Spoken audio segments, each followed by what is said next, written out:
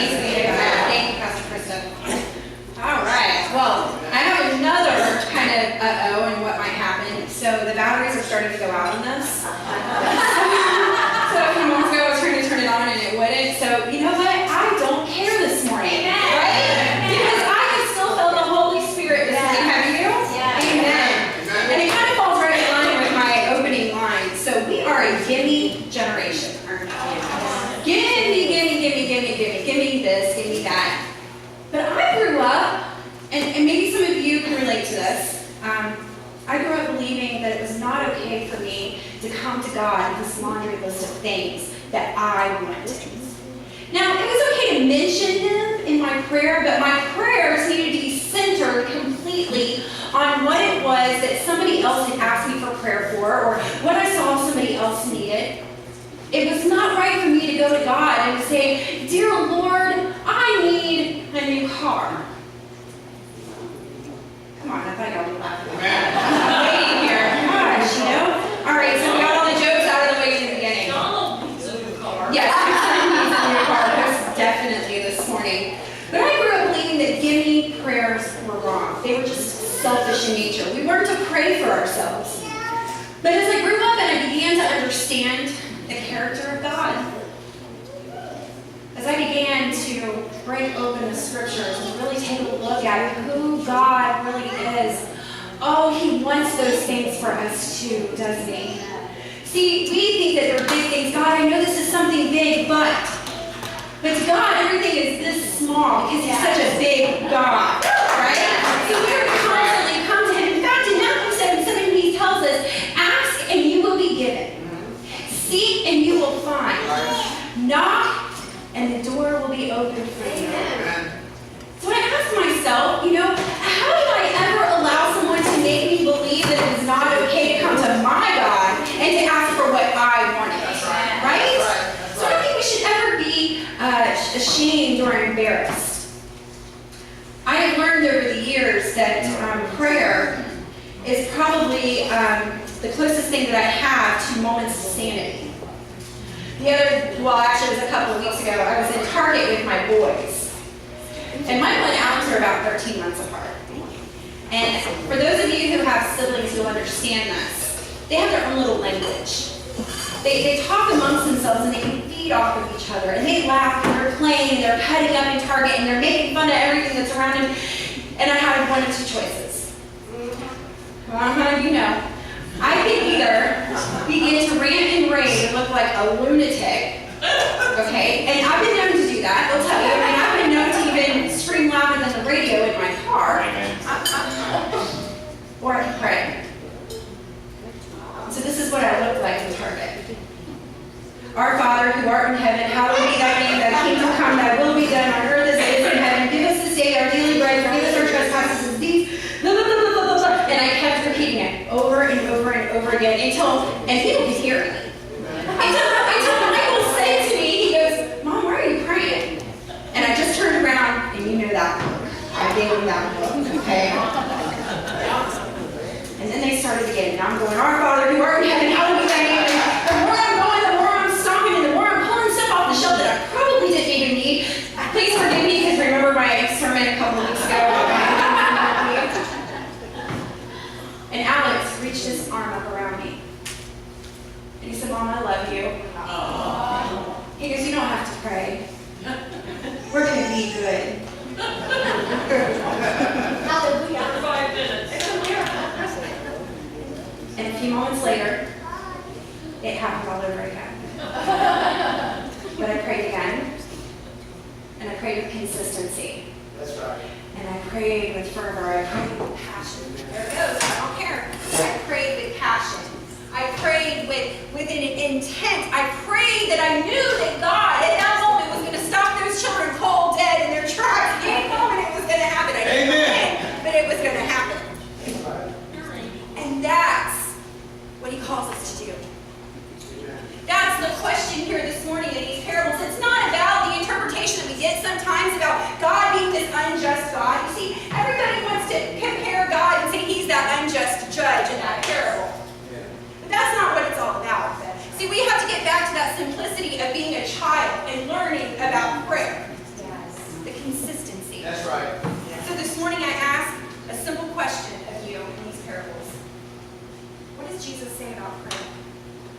Let's go to the Lord.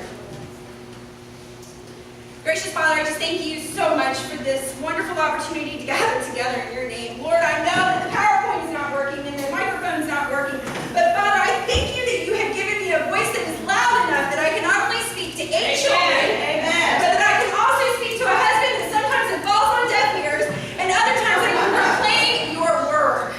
And so this morning, that is what I've come to do. Please use me as a tool. Open our hearts and open our minds, and it's in your mighty name we pray.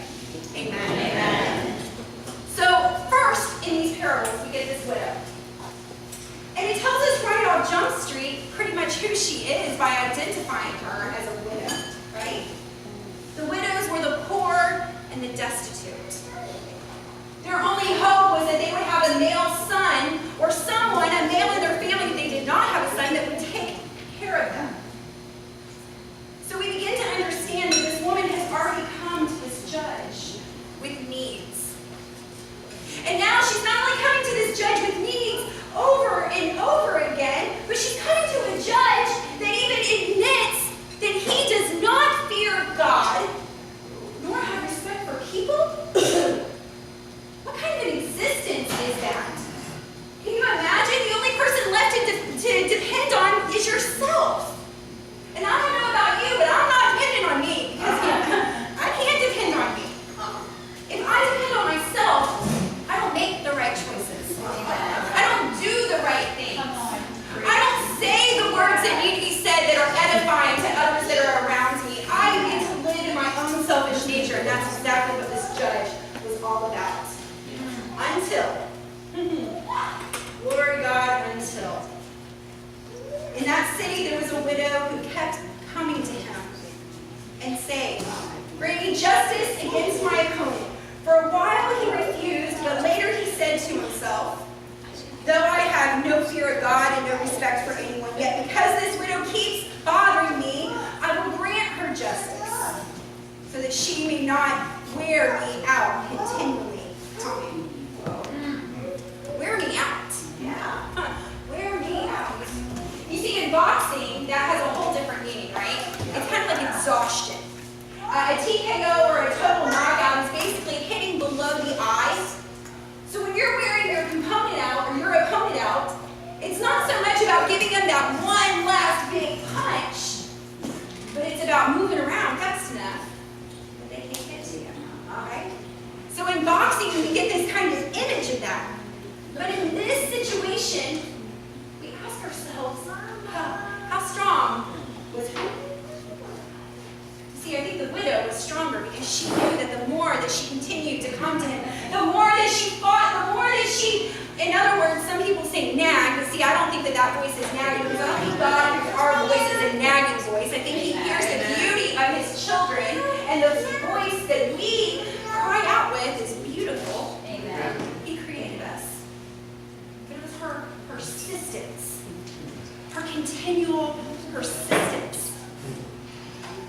And so now the widow has gone a couple of rounds with this judge, and the judge surrenders. Now, of course, the judge, kind of like my children, when I'm right and they're wrong, they can't just automatically surrender. So he says, I'll just go ahead and grant her desire so that she doesn't wear me out. But the truth is, she had already worn him out. He was already down for the count.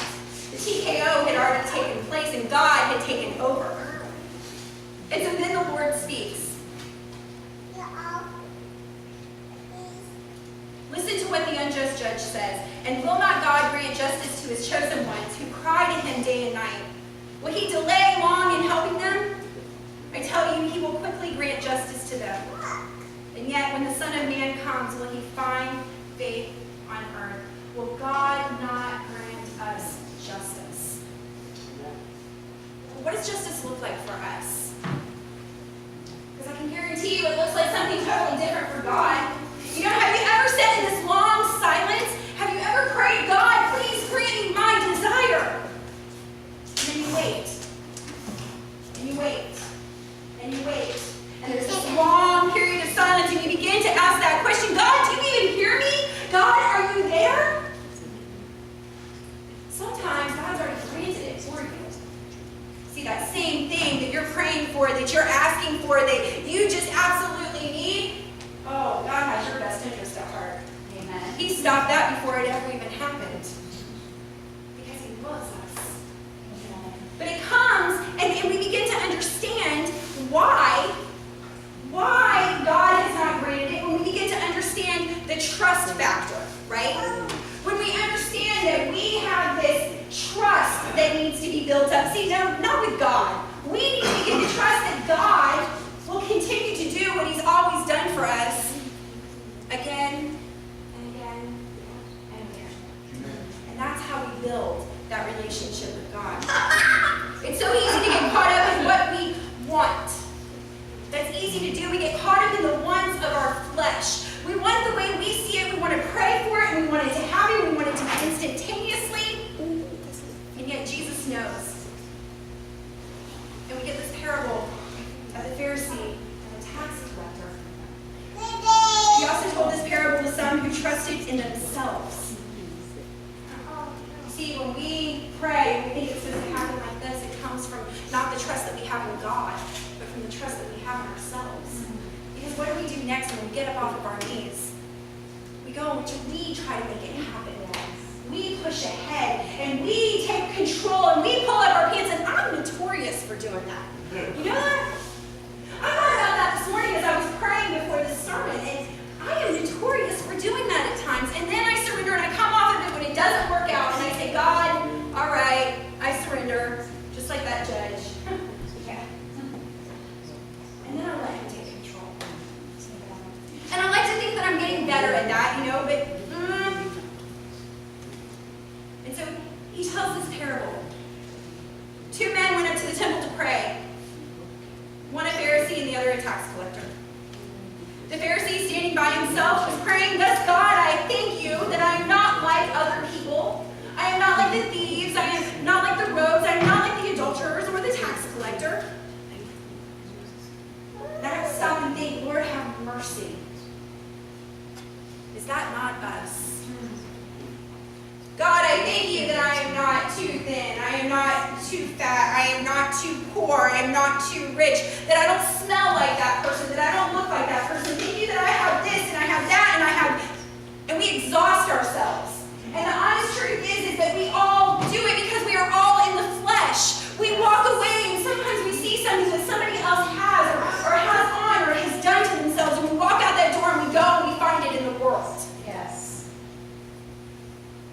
Taking to God that prayer, Lord, change me. Yes. Don't let others change me, Lord. You change me. Yes.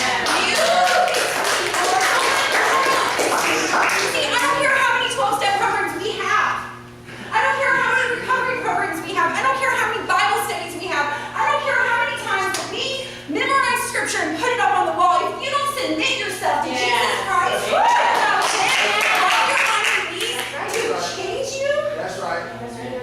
it doesn't matter. It doesn't matter whether you're the Pharisee or the tax collector. But see, the tax collector had enough common sense. Even through the struggle, even through those times when, you got to know that tax collector was taking some stuff. You see, they were not the favorites of the world at that time.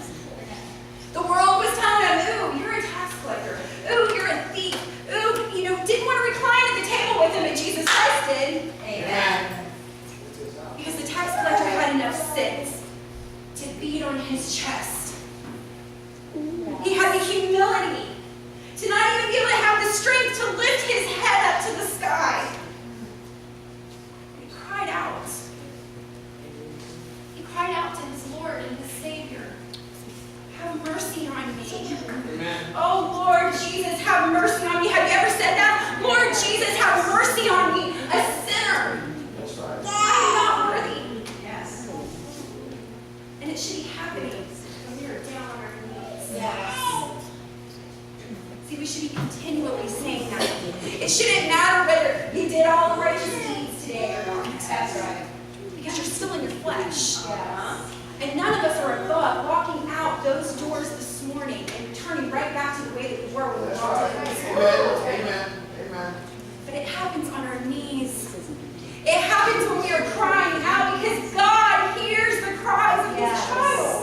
Yes. And so when I thought about that I was notorious for picking those things back up, I had to say to myself, Lord, oh, Father, here I am, a sinner. I'm going to go before your people this morning, and I'm going to preach a word. Instill it in me. And you see, that's really what God wants to hear from us, yes. I believe. Maybe I'm speaking out of turn this morning. But I think that it's not so much about whether it's the gimme, gimme, gimme. But it's about the Lord, fill me. Fill me. It's not about, thank you that I'm not like this person or that person or this person, but God, thank you that I am still your child despite everything that I have done, everything that I've spoken, everything that I have seen. Yes. We have all committed a multitude of sins that need to be washed over. Amen. Amen. And where he wants to see us is in continual prayer. You know, I oftentimes think about what does that mean, a personal relationship with God? How do we form that personal relationship with God? Corporate worship, gathering together here in this space is great. It's wonderful. We are called to fellowship together. Joining Bible studies and burritos and Bibles and doing the whole, gamut of activities that we have during the week, those are good. They keep us focused. But the real, true relationship with Christ comes in those quiet moments. I have a different relationship with each one of my children. They often say to me, Mom, who's your favorite? And usually when I'm with that child, I tell that child, you are my favorite. Michael will argue, Michael Jr., he'll argue all the time, no, Mom, if he hears me, if he's in the shop, no, Mom, I'm your favorite. That's how God looks at us. See, Laura, you're God's favorite. And Cindy, you're God's favorite. And George, you're God's favorite. And Deborah, and everyone, we are God's favorite. And we're in those quiet moments. That's what he's telling us. You are my favorite. You are my dearly beloved. I love you. Yes, I will give you the desires of your heart. When God says that, it doesn't mean the same thing as when we say it. Yes. But we hear his voice. We begin to understand who God is. We have an intimacy with him. He meets us right where we're at because none of us are on the same exact spot in the path. But he meets us there. Are you meeting him? Are we meeting him? I don't know what it looks like, but I'm challenging this church, and I've said it to a few other people. We need more intentional prayer in our church. We have a lot of activities that we do on this campus, and we have a lot of things. And I'm encouraging you, if you are just here and you have a few moments, walk the campus. Pray over the campus. Pray over the pastors. Pray over each other. Take the moments that you come into contact and you just have those brief few seconds. Pray for each other. Come to God. Don't miss out. I turn my waiting time into prayer time. There you go. If I'm standing in a line, I pray. If I'm in a car traffic jam, I pray. Yes, ma'am. Yes, ma'am. But I'm encouraging you to take those times. Figure out who God is to you. It's great to come to church. It's great to have your pastor stand up here. It's great to have your worship leaders and your Bible study facilitators. It's great to have them tell you who and what and how you should act and who you should be and all of this great stuff and what God says. But do you know what God says? Amen. And it doesn't always come from Scripture because you see, Jesus will speak to you right where you're at. Listen for his voice. Consistently pray. Beat on your chest like that tax collector and say, God, I am not worthy. And then submit yourselves. Put your faith into action and trust. But find time to get on your knees. Wear him out. Challenge him. Challenge him. God, I'm going to wear you out with my voice, and I guarantee you, if you close your eyes, you're going to see him. You're going to have that vision of him laughing at you. Because you can't wear God out. Whatever you do, figure out who he is to you. And pray. Let's go to the Lord in prayer. Gracious Father, I thank you so much for your Holy Spirit, Lord.